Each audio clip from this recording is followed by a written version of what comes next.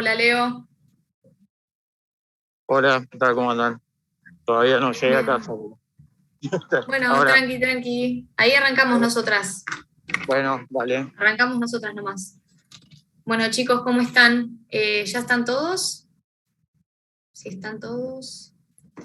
Van cayendo igual, tenemos 60. Van cayendo.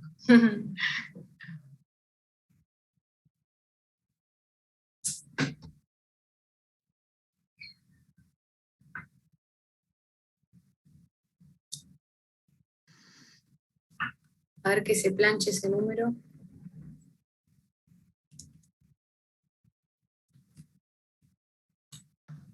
Hola, buenas. Buenas. Hola.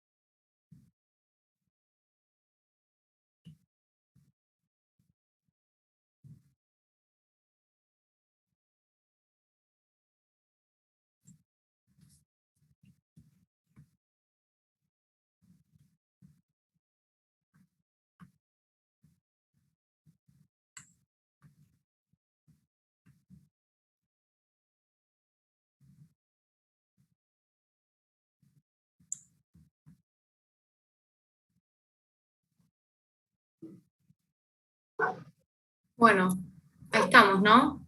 Creo que estamos. Sí. Bueno, vamos a arrancar, chicos. Yo soy Fran y con Mariana vamos a estar explicando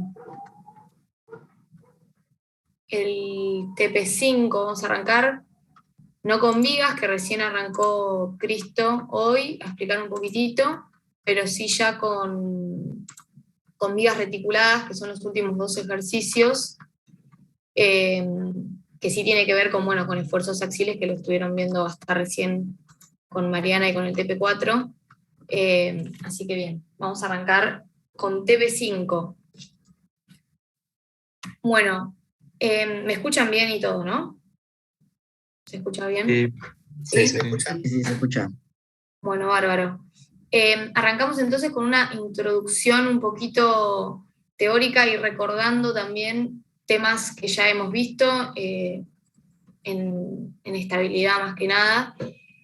Planteamos acá lo que es el esquema más básico de una viga simplemente apoyada, con cargas gravitatorias distribuidas, con sus diagramas correspondientes de corte y de momento global. Y para esta misma barra, que tiene, en este caso es un perfil doble T, que puede ser laminado o armado, lo que son los esfuerzos internos, las tensiones, tienen el diagrama correspondiente a las tensiones de corte y a las tensiones de flexión. Bueno, como el diagrama indica, digamos, esto nos hace entender por qué, digamos, a las vigas que están sometidas a flexión global importa que tengan una resistencia justamente a la flexión, y que se lo va a dar para tomar estas tensiones máximas que se encuentran en las fibras superiores e inferiores extremas de la sección. ¿Por qué nos va a importar tanto la inercia del perfil. Entonces, nosotros para generar que la viga sea lo más eficiente posible, vamos a tratar de justamente alejar las áreas, que en este caso con el perfil WT se genera con las áreas de las alas que se encuentran a cada lado del baricentro y lo más alejadas posibles. Esto lo vimos justamente en el TP2 y en el TP3, en el ejercicio 7, que nosotros armábamos una viga, una sección, con las chapas, la del alma y la de las alas, uniéndolas con, ya sea con soldadura o con bulones, para generar este brazo elástico que nos va a servir para tomar esta flexión de la manera más eficiente, y bueno, tratando justamente de lograr perfiles que capaz con un perfil laminado que viene de fábrica, tenemos que justamente aumentar cada vez más el área para lograr llegar a la resistencia requerida. Capaz que armando un perfil de esta manera, que sigue siendo de sección llena, de alma llena, se puede llegar de una manera más eficiente y aprovechando mucho más el área donde tiene que estar colocada justamente, que es en los extremos de la sección. Bien. En metálicas, digamos, lo que más nos importa va a ser que debido a los requerimientos del proyecto y a cuestiones del diseño, es ver si estos perfiles laminados que están en el mercado nos va a alcanzar para esto que decíamos, o si vamos a tener que armar la barra. Pero bueno, en esta búsqueda, digamos, de optimizar este equilibrio entre el peso, entre disminuir el peso, tratar de disminuirlo, de mantenerlo, aumentando la inercia justamente para ser más eficiente frente a una flexión global, lo que hacemos es tratar de tener una cantidad de acero limitada y necesitar más inercia, por ejemplo, porque tenemos una luz muy importante en lo que es el proyecto. Por ejemplo, en las naves industriales, que son de luces grandes, generan, digamos, mayor flexión en el centro de la viga, y bueno, va a requerir de mayor resistencia. Dentro de lo que son los perfiles laminados, podemos encontrar este tipo de vigas que se llaman vigas aligeradas del tipo Void, que bueno, podemos ver en el primer esquemita que se trata de un perfil laminado de fábrica que se caló y se desfasó. Entonces, de esta manera se consigue que con una viga que pesa lo mismo, porque no se aumentó el área, el área del peso sigue siendo exactamente la misma, al desfasarla y generar esta mayor distancia entre el ala superior y el ala inferior, aumenta el brazo elástico y por lo tanto va a tener una mayor resistencia, digamos, a la flexión. Estas vigas además lo que tienen es que por tener estas cavidades en el medio de su alma, va a ser buena para todo lo que es la disposición de conductos o bueno, de instalaciones en una nave industrial. No se suelen ver mucho igual, más que nada acá en Argentina difícilmente se vea, pero bueno, está bueno saber que existen y que son un tipo de ellas. Pero bueno, a lo que nos compete a nosotros hoy es las vigas reticuladas. Bien, ¿y por qué utilizamos estas vigas reticuladas? Estas vigas reticuladas principalmente nos van a importar en aquellos proyectos que tengan luces importantes o grandes luces. Como sabemos, o como ya lo vimos en la clase de materiales, los perfiles comerciales, los laminados, vienen en barras de aproximadamente 12 metros con suerte, no más largas. Entonces ya de por sí, si nosotros tenemos un proyecto cuya, no sé, si se trata de una nave industrial, Menciono mucho la nave industrial porque, bueno, en Metálicas 2, que es la materia que le sigue a esta materia, si están interesados, si les gusta Metálicas 1, les recomiendo que se metan en Metálicas 2, es una muy buena materia. Se ve bien todo lo que es el armado de una nave industrial y prácticamente se trabaja con reticulados todo el tiempo. Así que bueno, si les gusta esta clase, probablemente les pique el bichito por ver qué onda Metálicas 2 y ojalá que así sea. Pero bueno, en naves industriales, acá no tengo una foto, pero bueno, más adelante sí aparece, las luces se extienden a más de 25, 30 o 40 metros.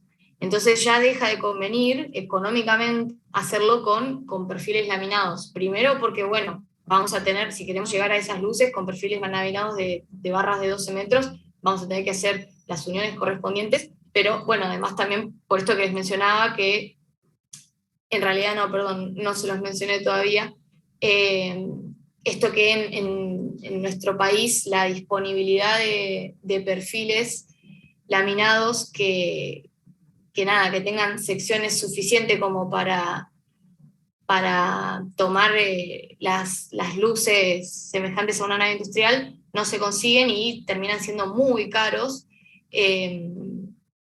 Entonces, por eso conviene capaz hacer estructuras reticuladas, donde por trabajar por esfuerzo simple, digamos, por esfuerzos axiles, los elementos del reticulado terminan siendo de áreas menores, las secciones de las barras de los diferentes elementos, ya sea de los cordones, de las diagonales o de los montantes, y de esta manera, con áreas menores, podemos acceder a perfiles que sí tenemos aquí en el mercado, de sección menor, que por lo general para proyectos de vigas reticuladas terminan siendo perfiles ángulo, como vimos en los ejercicios 1 y 2 del TP 2 y 3.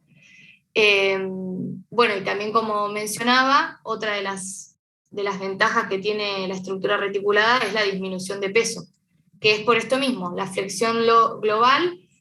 Para que sea una estructura eficiente, vamos a tener que darle el brazo de palanca, digamos, cuanto más brazo de palanca, más eficiente va a ser la estructura en cuanto a la flexión global. Entonces, en el reticulado, como sus elementos trabajan de manera axil, podemos llevar a estructuras mucho más livianas, porque las áreas son más pequeñas, ya que tienen que solo resistir esfuerzos axiles. Bueno, acá en el lado derecho de la diapositiva están, digamos, los dos grandes grupos de vigas reticuladas que tenemos, que pertenecen las que tienen los cordones superiores e inferiores paralelos, son mayormente las que encontramos como puentes, ya sea para puentes ferroviarios o puentes peatonales, y la que tenemos a la derecha son las vigas que se utilizan para las vigas de techo, frente a la necesidad justamente de generar una cubierta. Se llaman cerchas y se difieren de las primeras en que el cordón superior es inclinado y justamente es para poder salvar esta pendiente que se le debe dar a los techos. Tienen diferentes nombres, se pueden encontrar como cabreadas, también armaduras o como vigas de celosía. Y bueno, como también para dar un pantallazo de la diferencia que hay entre las vigas que tenemos de alma llena y las de reticulados, es que las vigas de reticulado tienen mayor flexibilidad. Los perfiles comerciales disponibles en el mercado, que es lo que decíamos recién, que digamos que estas disposiciones pueden llevar a tener que utilizar perfiles más chicos y por lo tanto estructuras más livianas. Entonces, bueno, el peso también es una de las grandes ventajas. Sin embargo, las vigas de alma llena siguen teniendo beneficios en cuanto a lo que es los tiempos de montaje y de armado de construcción, porque bueno, como podrán ver, las vigas reticuladas tienen una cantidad de uniones impresionantes. Cuanto más complicado, digamos, sea la configuración del reticulado, más uniones va a tener. Entonces esto lleva a mayor mano de obra, mayores tiempos de armado y tal, que comparado con las de alma llena, el único tiempo, digamos, que va a estar en juego va a ser el de cálculo y luego el de ir a comprarlo al proveedor y llevarlo, transportarlo a donde sea que sea la obra, y la colocación, nada más. Entonces, en cuanto a tiempos y a mano de obra, sigue siendo más beneficiosa una viga de alma llena, aunque bueno, siempre se termina siendo un balance costo-beneficio entre justamente esto, el precio del material, en este caso el acero, la disponibilidad del material y de los perfiles en el mercado, y la mano de obra. En países como el nuestro, donde lamentablemente la disponibilidad de perfiles no es la de otros, como Estados Unidos, donde debemos tener aproximadamente el 5% de los tipos de perfiles que aparecen en la tabla del CIRSOC. En el país solamente tenemos unos pocos, entonces, bueno, capaz que acá también, donde la mano de obra es un poco más económica, termina siendo más rentable la colocación y el armado de una viga reticulada antes que de una de alma llena. Bien, y ahora pasamos más a entender cómo funcionan estos reticulados. Para eso vamos a volver al esquema básico que habíamos mencionado al principio, ya no tanto enfocado en el ejemplo de la viga de alma llena, sino llevado con una analogía a nuestra viga reticulada, que para recordar va a tener 4 elementos: el cordón superior, el cordón inferior, las diagonales y los montantes. Estos últimos 2 van a ser los elementos que vinculen justamente el cordón superior con el inferior. Esta viga, entonces, como habíamos dicho, está solicitada a flexión global. Entonces, esta flexión global, este momento, lo va a tomar el cordón inferior y el cordón superior, justamente vinculados con este brazo que va a estar materializado por las montantes y las diagonales, y que van a ser los responsables de tomar el corte global de la viga. Estas diagonales y estos montantes vamos a ser nosotros como diseñadores los responsables de darle una disposición en función del estado de carga a la que esté solicitada la viga, y por lo tanto definir cuál va a ser el modo en que se transfieran estos esfuerzos. Entonces, pensemos un poquito. Vamos a poner este esquema donde tenemos el cordón superior y el inferior paralelos, para no hacerlo tan complicado, y las montantes. Acá no hay mucho que pensar, porque bueno, es la configuración que necesitamos, pero bueno, para terminar este reticulado necesitamos colocar las diagonales, y si nosotros tenemos este estado de carga, donde las cargas son gravitatorias y en sentido hacia abajo, ¿ustedes qué piensan? ¿Cómo tendrían que estar colocadas las diagonales para que, digamos, para que trabaje de la manera más eficientemente posible? ¿Qué dicen? En el centro debería estar abajo e ir subiendo, a ver si no dibujo. Así y así. Ok, ¿y por qué decís que tiene que ser así?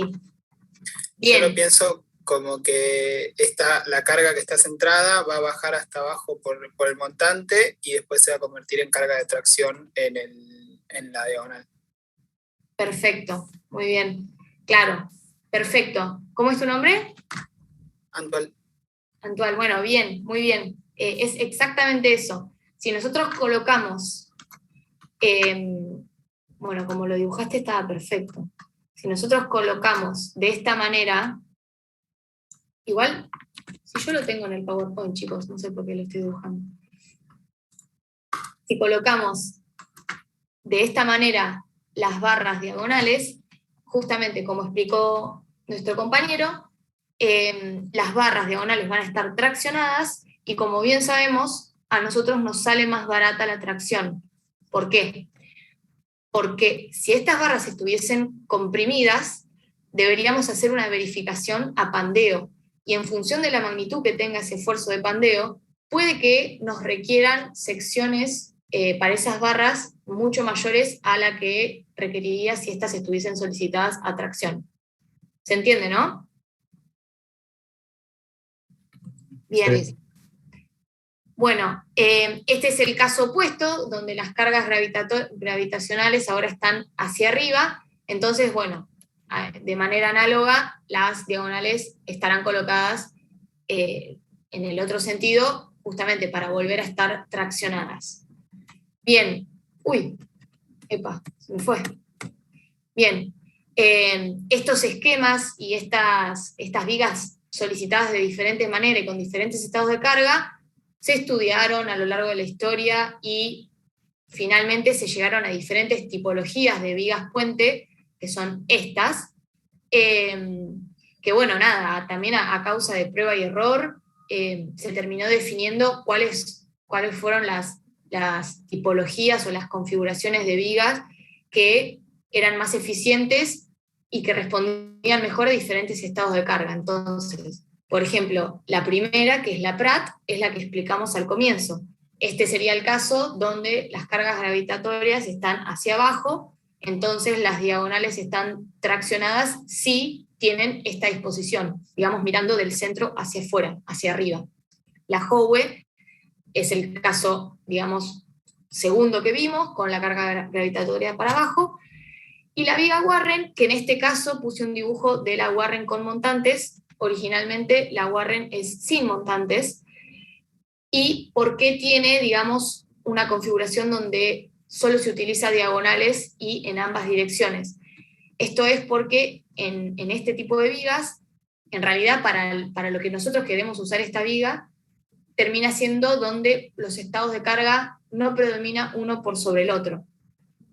Casi siempre estas vigas se utilizan en puentes o en naves industriales donde tenemos también cargas de viento, entonces las direcciones no están tan definidas y es por ello que puede que sea necesario este tipo de viga, y el hecho de que tenga montantes tiene que ver más con requisitos del proyecto, ya sea porque necesita generar algún punto para la aplicación de cargas o tal. Lo mismo sucede con la viga K y con la viga de tipo Baltimore. La primera es una foto de la Pratt, que casi siempre se trata de puentes. Esta es una Warren, y esta última, en realidad no están dentro de estos tipos, pero es una que es bastante conocida y famosa, también porque fue creada para algo específico, que en este caso es la viga tipo diamante, que la hizo el ejército británico para en las guerras tener esta facilidad de montaje rápido y hacer puentes de manera rápida, justamente para poder trasladar y cruzar los campos con la artillería, en este caso un tanque, y por ser de fácil traslado también, porque estaban prefabricadas y hechas en diferentes paneles, cuestión de llegar al lugar e instalarla, montarla en cuestiones de horas seguramente y cruzar rápido. Eso es un dato de color, no vamos a hacer nada parecido a eso en la materia. Bien. ¿Qué sucede si no ponemos diagonales? Digamos que es otro tipo de viga puente que existe, pero que a simple vista nos hace ruido. Y es porque no tiene diagonales, y es porque si no tiene diagonales, ese nudo no está en equilibrio y esto no es un reticulado. Y no es un reticulado, para nada, pero existe. Y nada, como no es un reticulado, en este caso, las barras van a tomar flexión, los nudos van a tomar flexión, están empotrados, así que se necesitarán hacer las verificaciones pertinentes para que las barras de esta viga verifiquen al esfuerzo de flexión, pero bueno, se utilizan más que nada porque como no tiene diagonales, se generan estos vanos de visión que bueno, en algunos casos de proyectos que lo requieran, sucede esto, que las diagonales interfieren, también puede ser por alguna cuestión de alguna instalación que tenga que pasar y atravesar la viga. Entonces, bueno, también surgen este tipo de vigas y también tienen su nombre, que es la viga Vierendeel. Ok, dejamos de lado las vigas de puente y pasamos a las vigas de techo, que, como dijimos, tienen su cordón superior inclinado, y esto es para justamente salvar la pendiente que necesitamos para un techo de una nave industrial, por ejemplo. Estos son algunos tipos que aparecen en el FLIES, como la clásica, que es la primera, donde las montantes están perpendiculares al cordón inferior, que es vertical. Tenemos la inglesa también, donde acá sí el cordón inferior también es inclinado, pero esto puede ser por disposiciones del proyecto. Siempre hay diferentes tipos de proyectos que van a requerir diferentes cuestiones, ya sea por instalaciones de equipos, ya sea por arquitectura y por estética. Entonces, bueno, también van a variar en función de las cargas que tengan, ya sea cargas puntuales, entonces se tengan que generar nudos justamente nosotros para cumplir la hipótesis del reticulado, que lo vamos a ver más adelante, necesitamos que las cargas estén aplicadas en los nudos. Entonces, si de repente en la nave industrial tenemos alguna instalación o alguna máquina o alguna polea o lo que sea, que tenga que estar instalada en algún cordón de la viga, será importante entonces allí tener el nudo correspondiente para que esa carga entre al sistema de manera correcta. Estos son diferentes tipos de vigas de techo. Hay cuál cantidad de tipos como de proyectos se les ocurra, así que nada, es solamente para presentarlas y mostrarles, pero bueno, van a surgir de las necesidades del proyecto, como ya dije.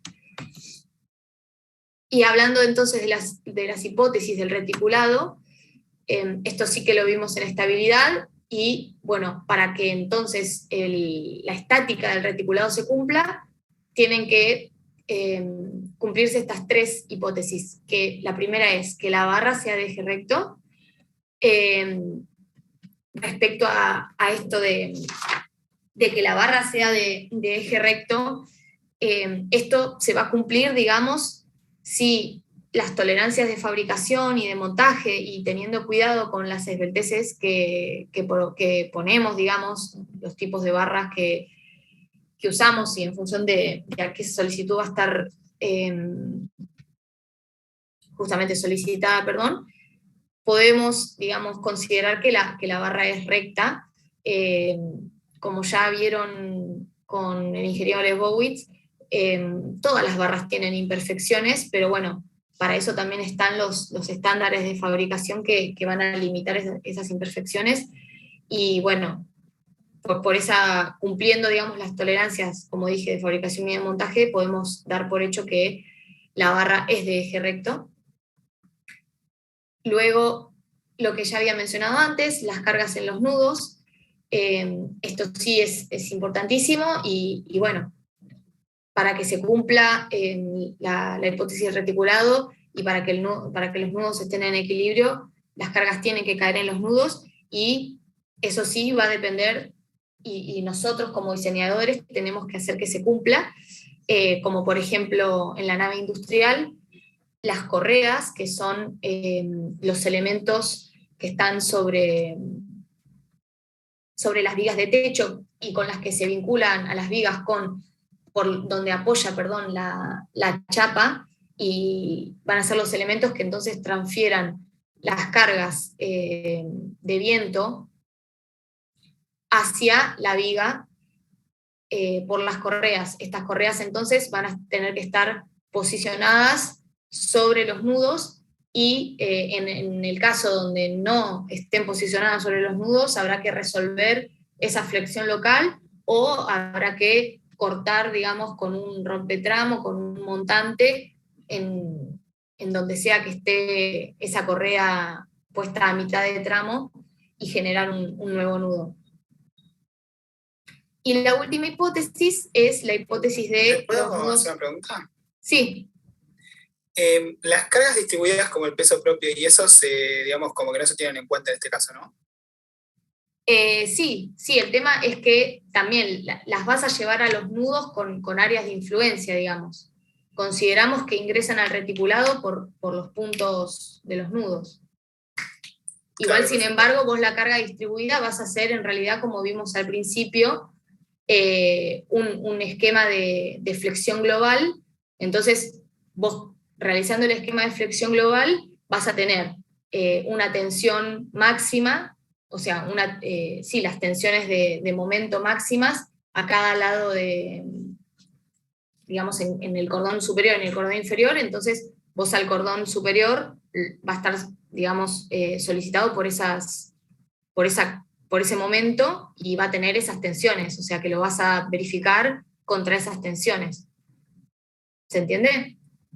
Claro, sí, la tenemos en cuenta para calcular las solicitaciones, pero digamos, hacemos de cuenta que están puestas en los nudos y que no me rompen esta hipótesis. Claro, exactamente. Exactamente. Perfecto, gracias. No, de nada. Bien, y la última condición es la de nudos articulados. Que bueno, en estabilidad 1, nosotros, los nudos articulados perfectamente articulados y ideales, digamos, no se parecían en nada en lo que vemos ahora, que el nudo que nosotros tenemos es una chapa donde le llegan barras y no se ve a simple vista la articulación, por así decirlo. Pero, ¿por qué nosotros podemos, digamos, suponer, suponer, porque es una hipótesis, que estos nudos son articulados? Esto se va a dar gracias a la proporcionalidad que hay entre el tamaño del nudo y la longitud de las barras que llegan a este nudo. Si podemos ver, y como también hacíamos mucho énfasis tanto en el TP2 como en el TP1, en los ejercicios donde teníamos el encuentro de estas barras en la chapa de unión, siempre tratamos de que esta chapa de unión y que este encuentro sea lo más chico posible y que la dimensión sea lo más chica posible. Entonces, teniendo una unión chica y unas barras lo suficientemente largas, con esbelteces bastante importantes y de áreas bastante chicas, se genera, digamos, que estas barras sean lo suficientemente flexibles y que por ende no tengan una capacidad semejante como para tomar una flexión en esta posición. Entonces, por eso, de esta manera, digamos que nos aseguramos que estos nudos sean articulados. Es por la proporcionalidad, entonces, entre el tamaño del nudo, de la chapa de nudo y la longitud de las barras. Pero bueno, también de repente nos encontramos con este caso de este puente, que a simple vista sí parece un reticulado, entonces daría de baja todo lo que acabo de decir, y no sé, espero haberlos convencido. Pero bueno, si les muestro esto, no me van a creer nada, porque nada, acá se ve que si hacemos un zoom, tenemos unos nudos importantísimos y que no hay una diferencia, digamos, importante entre el tamaño de este nudo y los perfiles.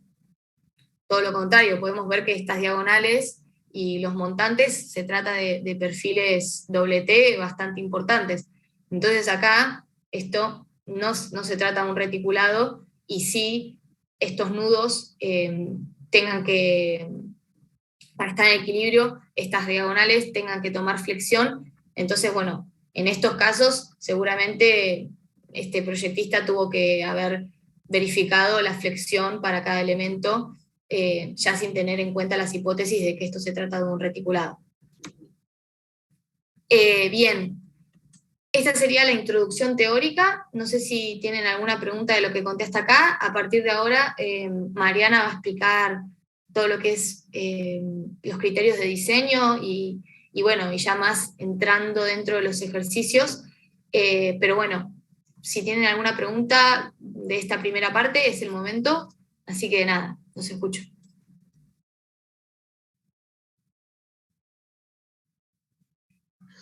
Bueno, pásame el... Dale, el te hago host. host. Dale, ahí te hago.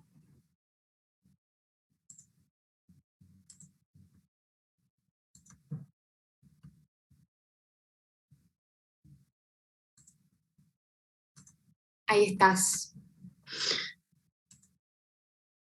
Muy bien.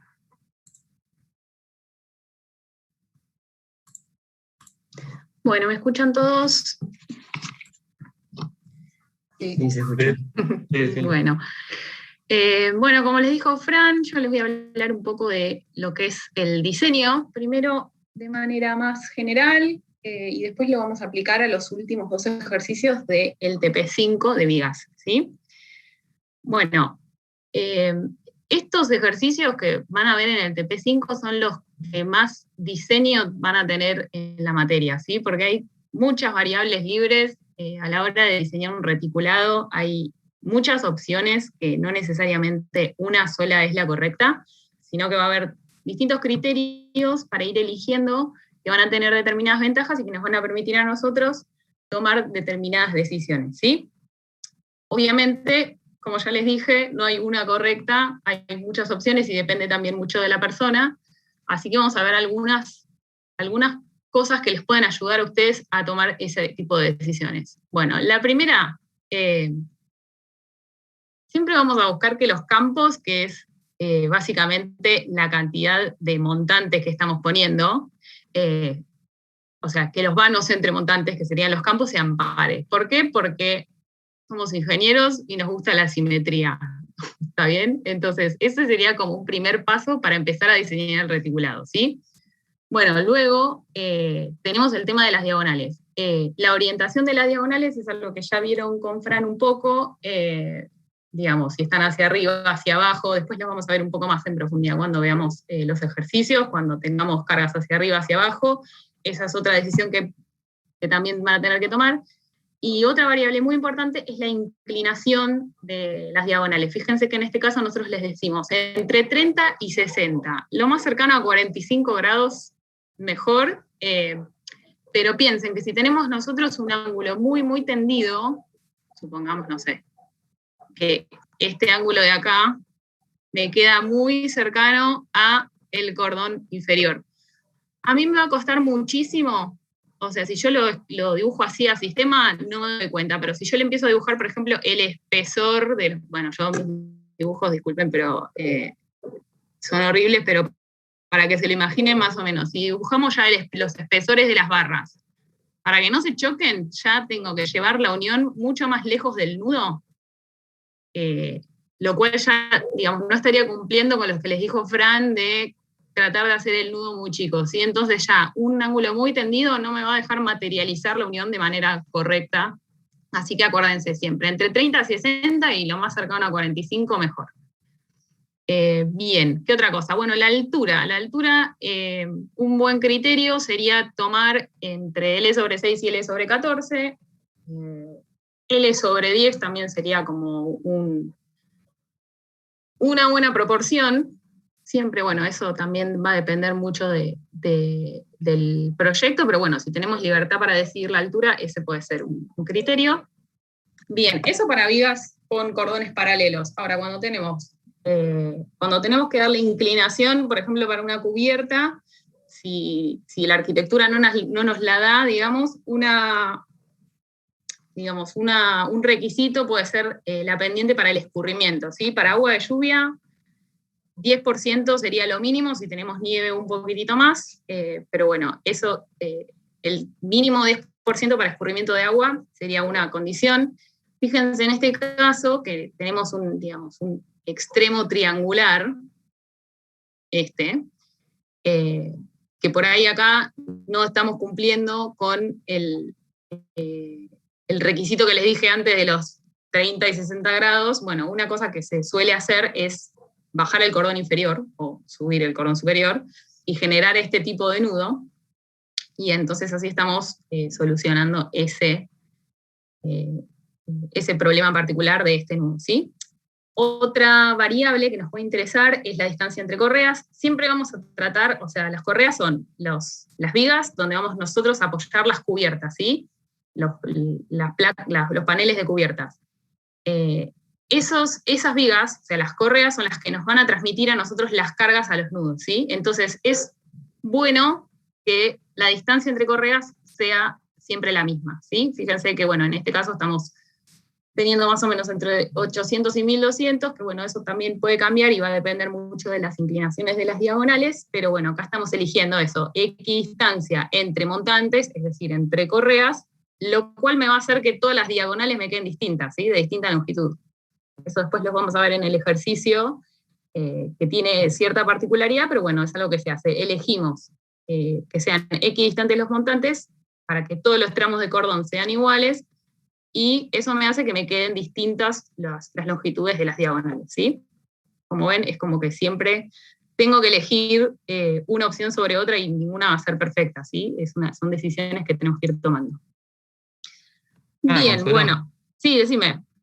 La diapositiva anterior, sí. Había dicho que subías el cordón superior para agregar algo, que no escuché lo que era.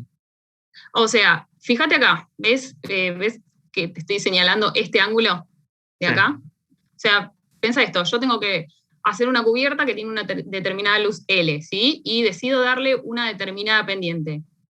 En este caso, ponele que sea el 10%. Eso me va a terminar generando un nudo muy tendido, que va en contra de lo que te dije antes, o sea, un ángulo muy chiquito acá. Entonces, una opción para saldar eso es bajar todo el cordón inferior. O sea, fíjate que acá estoy teniendo, suponete, la misma luz L, mismo ángulo 10%, y estoy evitando ese ángulo. Es un detalle, digamos, no es que es algo que ustedes tengan que saber ahora. De hecho, en el trabajo práctico no hace falta. Si les queda un nudo así, no hay problema. Pero para comentarles que existe la opción de salvar este tipo de detalles, ¿sí? ¿Se entiende?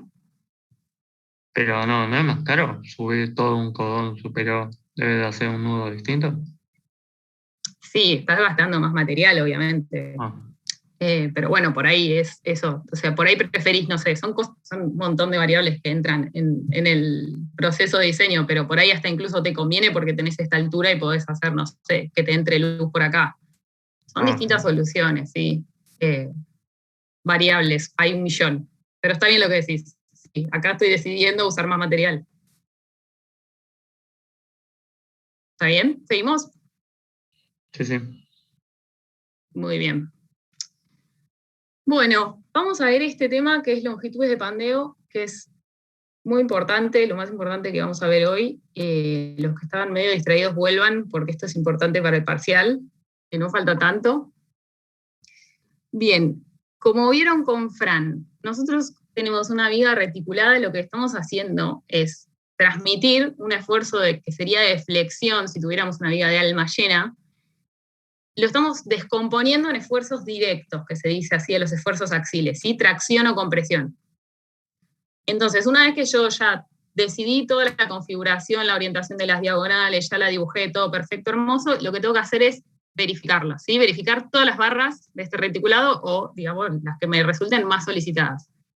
Ahora, con la tracción no hay demasiado problema, entiendo, pero con la compresión, a ver, ayúdenme. ¿Cómo hago yo? O sea, ¿qué necesito saber para verificar una barra, a compresión? ¿Qué dato geométrico necesito? El esbeltez local. Exacto, la esbeltez. ¿Cómo se calcula la esbeltez?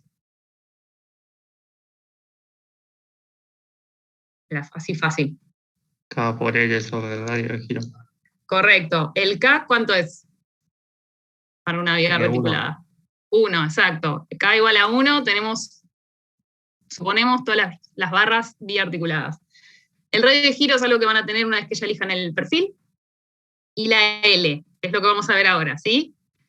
La longitud de pandeo, según reglamento, es la que van a necesitar para verificar es la longitud no arriostrada de la barra, ¿sí? O sea, la longitud entre puntos de arriostramiento.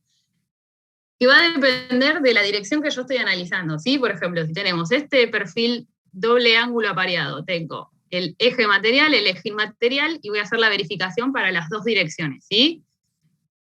¿Qué longitud voy a usar para cada una de esas dos direcciones? Una va a ser la longitud que vamos a llamar en el plano, que es la longitud más fácil, digamos, la que estamos viendo ahí, que es en el plano de la pantalla, cómo se pueden producir esos desplazamientos en el plano de la barra.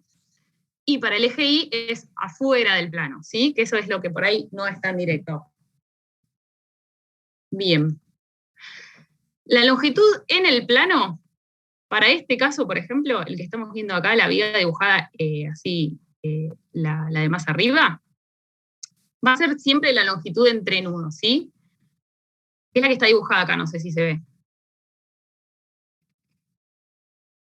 ¿Por qué? Porque nosotros vamos a suponer que la viga reticulada es rígida en su plano, ¿sí? Entonces todos estos nudos son puntos fijos, ¿tá? Entonces, en este plano, en el plano del reticulado, los desplazamientos que se puede producir para, por ejemplo, todos los tramos del cordón son entre nudos, ¿sí? ¿Eso lo ven? ¿Hasta ahí?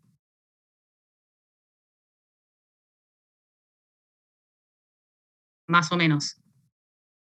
Sí, se ve. Ok. Ahora, fuera del plano, que sería en este caso el eje Y, ¿sí? Suponiendo que tenemos esta disposición. Fuera del plano, si supongo que estas barritas de acá, son lo que vamos a llamar arriostramientos, que después vamos a ver qué son, ¿entre qué puntos se puede desplazar un tramo de cordón? Y entre arriostramientos, ¿sí? ¿Por qué? Porque una diagonal o una montante no me van a impedir que este punto de acá, o cualquiera de ellos, se vaya fuera del plano, ¿sí? ¿Eso lo ven? ¿Hasta ahí lo ven? Entonces, ¿qué tenemos? Suponiendo este caso de acá, que para la verificación en el eje X, que es en el plano, la longitud es esta, ¿sí? La longitud entre nudos. Para el eje Y, que es el eje fuera del plano, tenemos dos campos, ¿sí? Bueno, no son estos, son estos. Ahí está. ¿Eso lo ven todos? ¿Más o menos? Sí, perfecto. Muy bien. Si no escucho nada, yo supongo que lo entienden y sigo. Bien. Este sería un caso, por ejemplo, que podemos tener. Podemos tener distintos casos, ¿no? Por ejemplo, podemos tener arrastramientos en todos los nudos, ¿sí? En este caso, que vemos acá, me va a coincidir la longitud en el plano y fuera del plano, ¿sí? Ahora, ¿qué son los arriostramientos? Son elementos que me van a impedir el desplazamiento en esa determinada dirección. Por ejemplo, en este caso fuera del plano. Esos elementos tienen que estar, digamos, dispuestos de una manera adecuada que a mí me efectivicen ese arrastramiento, ¿sí? No puede ser, a veces el ingeniero Cristo dice que es como, si no es como subirte al colectivo y agarrarte el boleto, ¿ok? No, tiene que ser un elemento que lleve la carga hacia un punto fijo, ¿sí? En este caso, nosotros, tanto en los TPs como en el parcial, bueno, en el parcial van a ser datos los arrastramientos, pero en el proceso de diseño, ustedes tienen que decidir como diseñadores cuántos arrastramientos ponen y, digamos, y de qué manera los van a materializar, ¿sí? Ustedes me van a decir, bueno, arriostro todos los nudos porque eso me va a dar una menor longitud de pandeo, entonces una menor esbeltez, y eso me va a aumentar la resistencia y voy a poder elegir secciones más chicas. Bueno, sí, pero a su vez, poner arriostramientos me sale plata, ¿sí?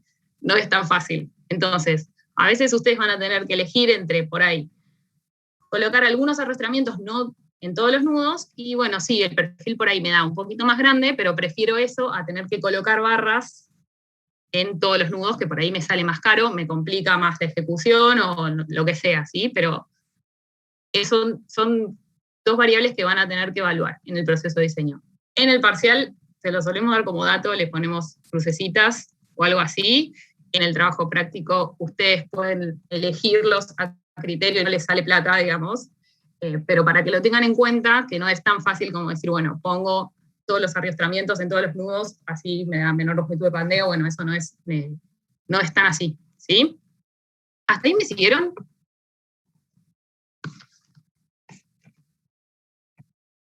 Más o menos. Bueno, les quiero mostrar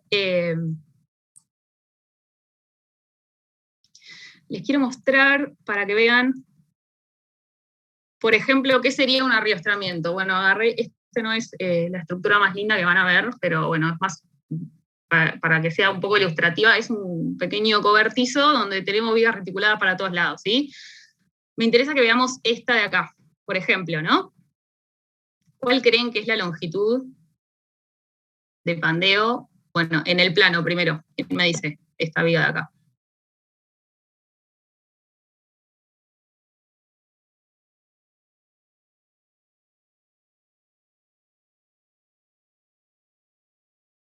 Hola. Sí, o sea, los extremos y el punto B. Los extremos y el punto B fuera del plano, me está diciendo, ¿no? Sí, fuera del plano. Correcto. Y en el plano, bueno, todos los cortes de barra. Entre nudos, muy bien. Bien, está bien lo que dice él. ¿Está bien? Entonces, para verificar esta barra voy a tener toda esta longitud fuera del plano, ¿sí? Porque voy a pensar que tengo este punto que está agarrado por el pórtico y este punto que está agarrado por esta cruz, ¿sí? Esto es algo que van a ver en más profundidad en Metálicas 2 y los invitamos y los esperamos, donde van a hacer todo el diseño, o sea, van a elegir todas estas variables, van a poner cruces, van a poner arrastramientos donde ustedes quieran.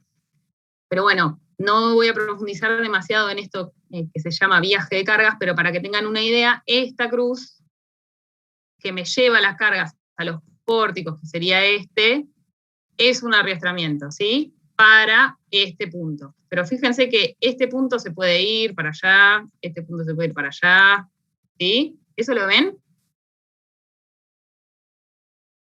Sí, se entiende. Se ve. Ok, entonces ustedes cuando vayan a verificar, en este caso con el cordón superior, van a verificar, van a usar para L en el plano este tramito, y para L fuera del plano todo este tramo, ¿sí? Eso es importante, lo tomamos en el parcial y se confunden un montón. Así que si no me siguen, avísenme y lo vemos de nuevo. ¿Sí? Sí. Bien. Bueno, volvemos a la clase.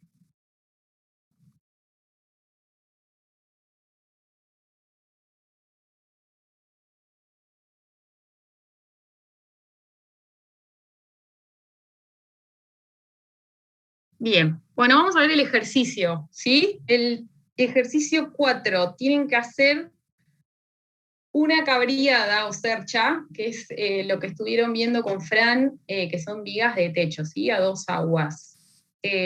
Lo primero que les voy a decir es que no se asusten con ese dibujo, porque no es lo que tienen que hacer. Primero les pido que no hagan esa viga en particular, porque no existe. Pues, les ponemos nosotros ilustrativamente 2 tipos de viga para que se pongan creativos, pero esto no, lo hemos visto, que hicieron exactamente esta viga, bueno, no. Ustedes como dato tienen la luz, que tienen que salvar, el ángulo de la pendiente, y las cargas, ¿sí? Las cargas son G, que sería la carga gravitatoria, que es carga muerta, digamos, carga permanente, y S es el viento succión. Después vamos a hablar un poco más del viento succión, que es una carga hacia arriba y perpendicular a los faldones, ¿sí? Bien. Ustedes van a decidir acá absolutamente todo. La separación entre nudos, los puntos de arrastramiento, que acá también son ilustrativos, que son estos puntos negros que ven acá. Bien.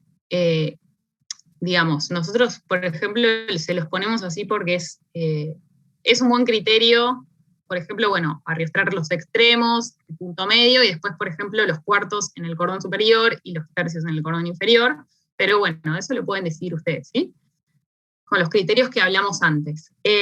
Bien, lo mismo acá, de nuevo, lo que les dije antes. Fíjense que acá nosotros les ponemos, en este caso, una viga Warren con montante. ¿Por qué creen que elegimos en este caso, que no es que necesariamente ustedes tengan que elegir esto, pero por qué creen que la Warren sería buena en este caso? Porque puedo tener cargas para abajo y para arriba. Correcto.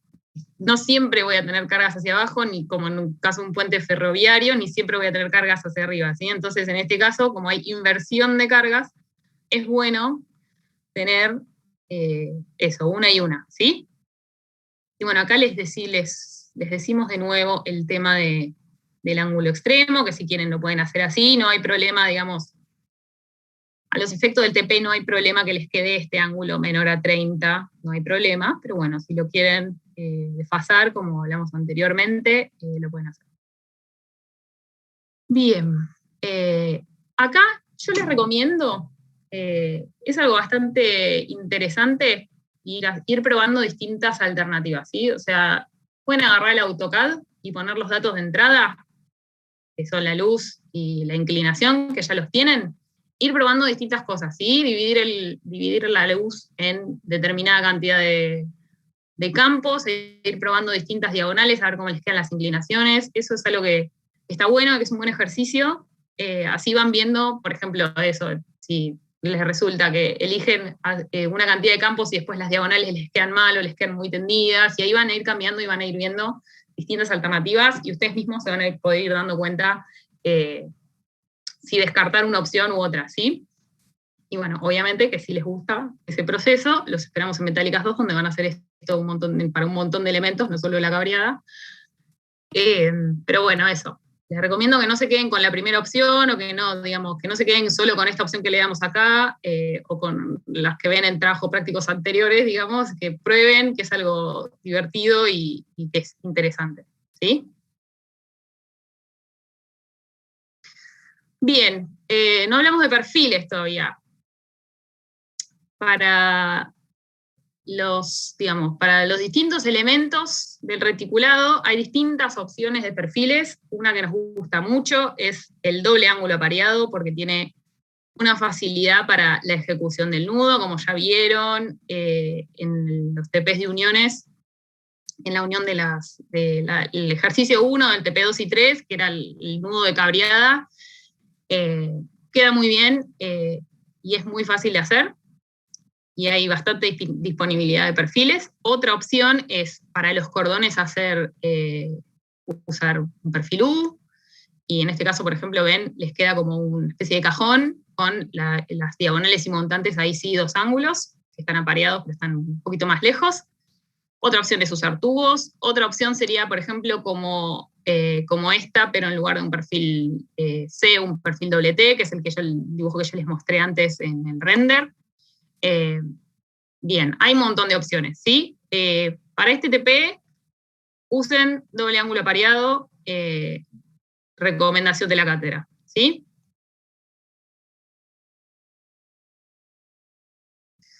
Bueno, esta decisión la van a tomar en función de distintas variables que tengan en sus determinados proyectos, pero bueno, para el caso del TP, doble ángulo. Bien. Los arrastramientos fuera del plano, ¿cómo los van a elegir? Bueno, lo que les decía antes, un buen criterio es que les queden los extremos y el centro de tramo arriostrado, y después puede ser los cuartos, o sea, en este caso estamos eligiendo, en el caso de arriba, el centro de tramo geométrico, digamos, y en este caso sería más como el centro de tramo de esta barra por un lado y de esta barra por el otro, ¿sí? Para que les quede más o menos la mitad, pues, para que no les quede, digamos, un tramo de barra con una longitud mucho más grande que la otra. Es un criterio igual, ¿eh? La distancia entre correas, lo que hablamos, el ángulo, lo que hablamos. Y bueno, son todas decisiones que van a tener que tomar ustedes como diseñadores. Bien. Análisis de cargas. Sí, decime. Mariana, discúlpame. Sí, Leo. ¿Podés volver un cachito a donde tenías los perfiles? Yes. ¿Ahí? Sí, no, acá simplemente lo que quería comentar, que bueno, que vos ya lo dijiste, pero quiero recalcarlo, con el tema de las longitudes de pandeo, cuando tienen la longitud de pandeo en el plano o fuera del plano, fíjense que normalmente la longitud en el plano les va a dar más chica, ¿no? Porque es la separación entre nudos, y la longitud fuera del plano va a depender de los arrastramientos que ustedes decidan colocar, ¿no?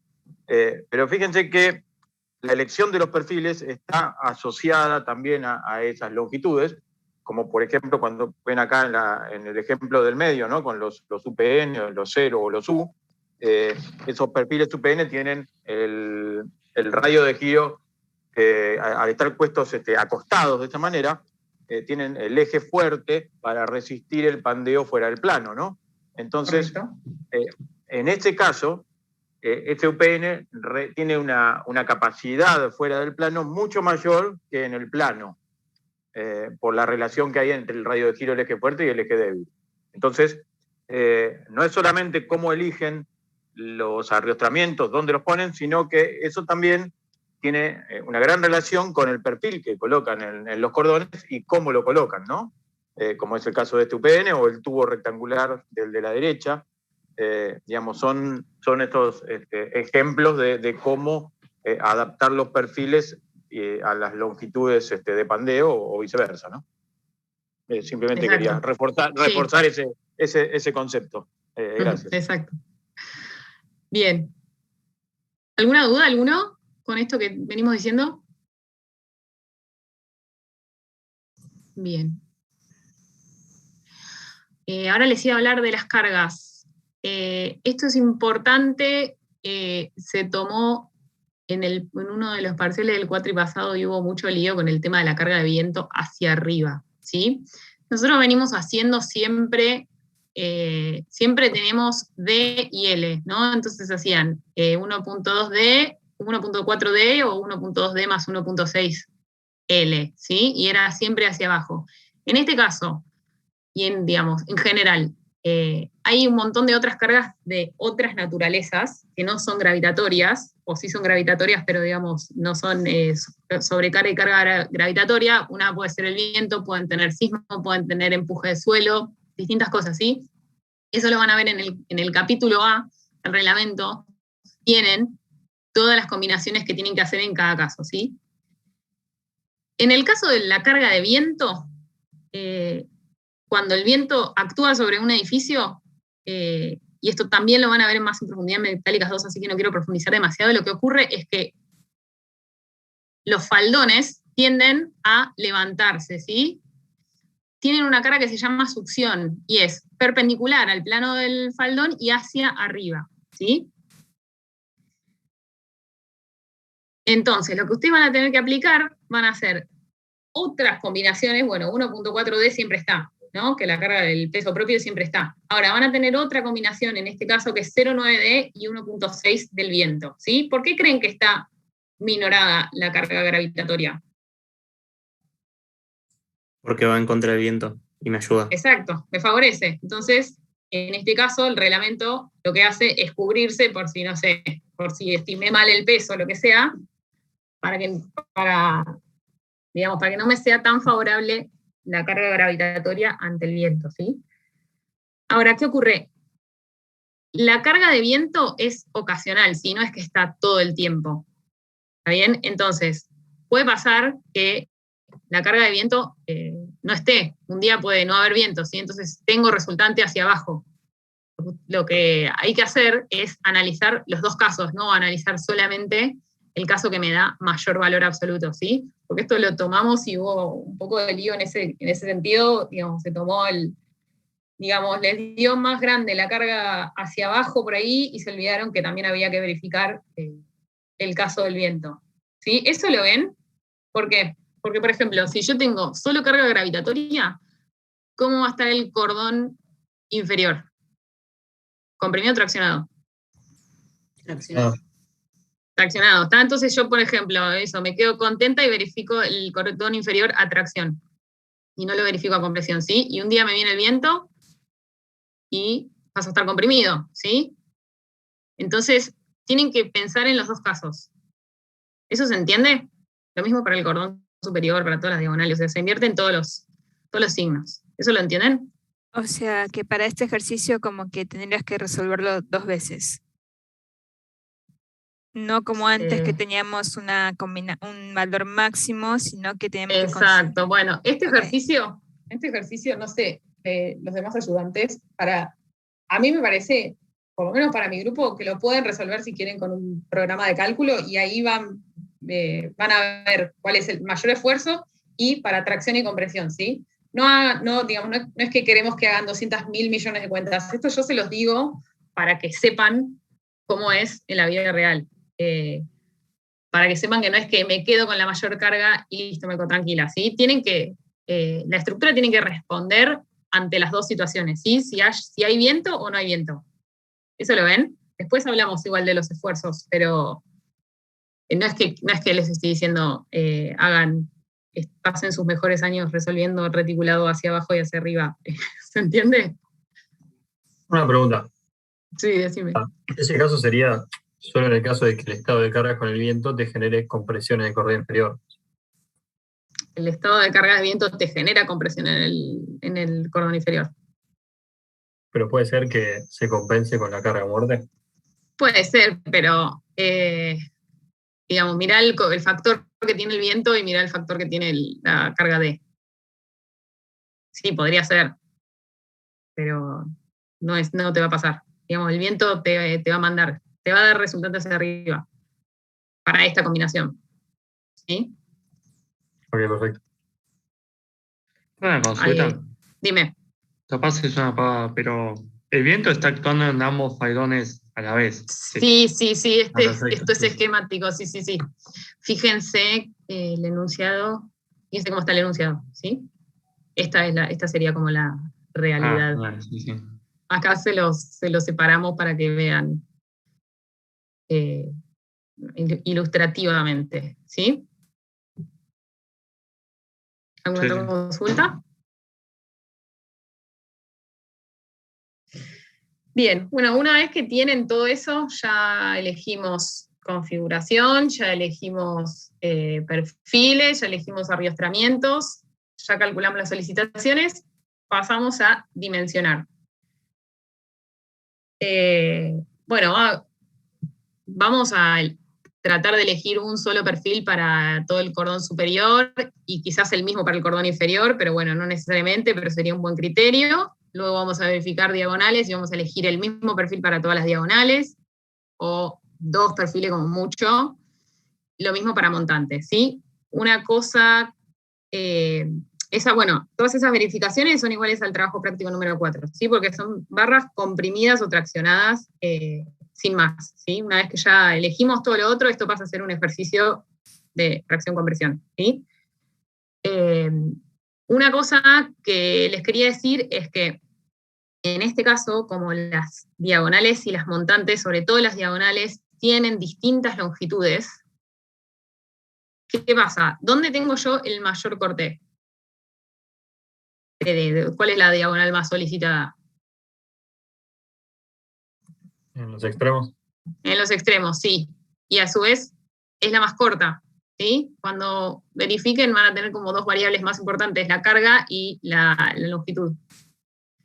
Entonces, no les pedimos que hagan 17.000 verificaciones. Una cosa que pueden hacer, si se quieren cubrir, y si están diseñando la vida real y si tienen un poco de holgura para, digamos, con el peso total de la estructura, lo que pueden hacer es agarrar el esfuerzo de la barra más cargada y verificar con la longitud más grande, ¿sí? Que eso no es la realidad, pero bueno, si hacemos eso, estamos cubiertos y vamos a saber que todas nos van a verificar. ¿Eso lo entienden? Así hacen una sola verificación. Sí, se entiende. Correcto. Bien. ¿Alguna pregunta de este ejercicio? Ya con eso terminamos el ejercicio 4. Tengo una consulta ahí cuando haces esa verificación. Ponele que te dan, no Sí. sé, aprovechamiento 110. Lo puedes dar por bueno también, ¿no? Porque, ¿Cómo? o sea, si Sí, verificás la no mayor sé si carga en la puedo- barra más grande y te da cercano a 100 el aprovechamiento, decís, bueno, lo tomo como válido o no. Y no sé, Leo, ¿qué opinas? Para mí no. Se fue Leo. No, la verificación te tiene que quedar como que verifica. Si te da 110, no está bien. Si le presentás eso a una memoria de cálculo a un cliente, no está bien. No, Si pero te como da- deciste, por ese método que pones una carga que no es, yo qué sé. No, ya sé, pero ¿cómo sabes dónde está el límite?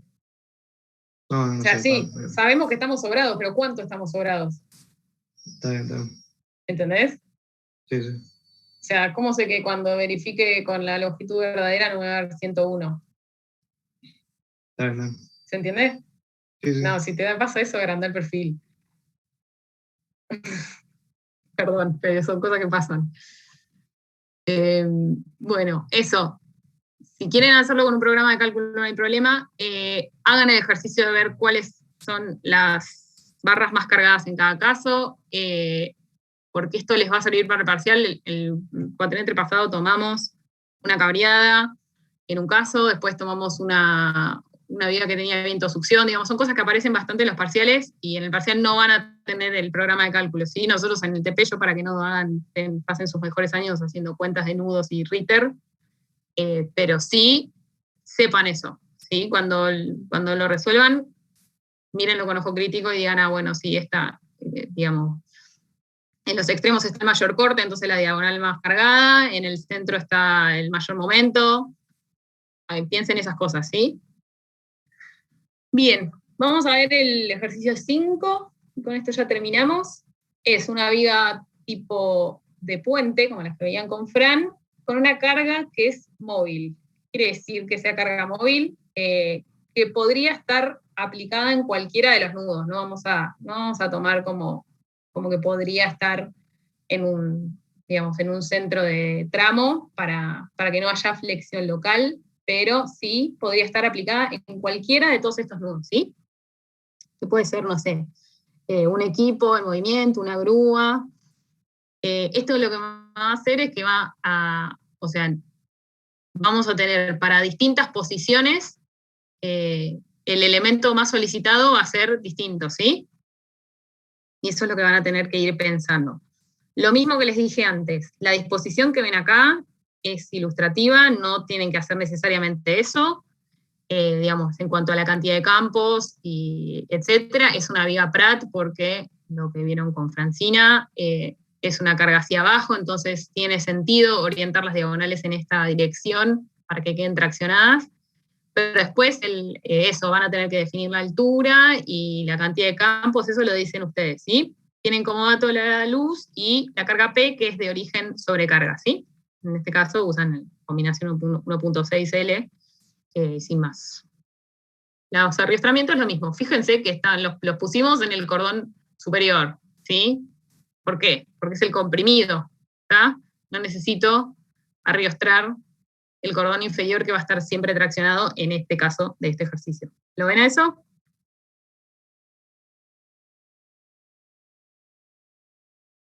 Los perdí, me parece. Sí, perfecto. Ahí está. Sí, se ve. Bien. Bueno, después lo que ya vimos en cuanto a inclinación de diagonales, la altura, los campos pares. Análisis de cargas, bueno, como les dije, es 1.6L, pero eso, variable, va a estar en distintas posiciones según cuál sea la más desfavorable para el elemento que estemos analizando, ¿sí? Por ejemplo, en el centro de tramo, o inmediatamente al lado del centro de tramo, ¿qué voy a tener? El mayor momento, ¿sí? Entonces, eso implica mayor solicitación para los cordones, ¿sí? Eso ya lo vimos un montón de veces, ya lo deberían tener internalizado.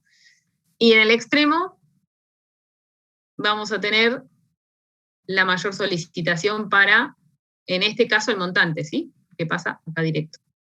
La carga, toda entera. Esta reacción. ¿Sí? ¿Qué más?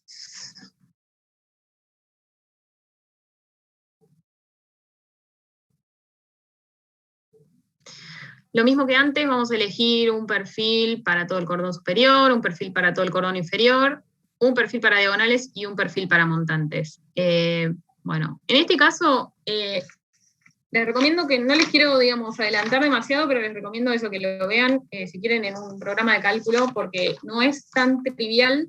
Por ejemplo, no en todas las posiciones las diagonales están todas traccionadas, ¿sí? Puede haber un caso donde estén comprimidas. ¿Se les ocurre dónde? ¿Dónde tengo que ubicar la carga para que me dé una diagonal comprimida?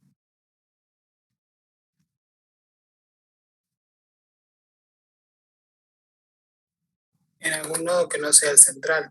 Por ejemplo, Correcto. la segunda flecha que tenés ahí, por ejemplo, te Exacto. comprime una de las diagonales. Ah, ya. Sí, correcto. Está bien, entonces, eso, ojo, porque lo que les decía antes, por ahí verifican, dicen, bueno, esto es una vía Pratt con carga hacia abajo, listo, todas las diagonales traccionadas, la verifican a tracción y se comieron este caso. Cuando la grúa pasó por este punto, me falló esta, ¿sí? ¿Eso lo ven? Así que háganlo si quieren con un programa de cálculo para ver dónde están las mayores solicitaciones, sobre todo eso para diagonales y montantes. No es tan trivial por el tema de la carga móvil, para los cordones sí es el centro de tramo, pero véanlo y así hacen el ejercicio de ver eso, a simple vista, cómo son las solicitaciones, que eso sí les sirve para el parcial. Bueno, con eso ya estamos. ¿Alguna pregunta de todo lo que vimos?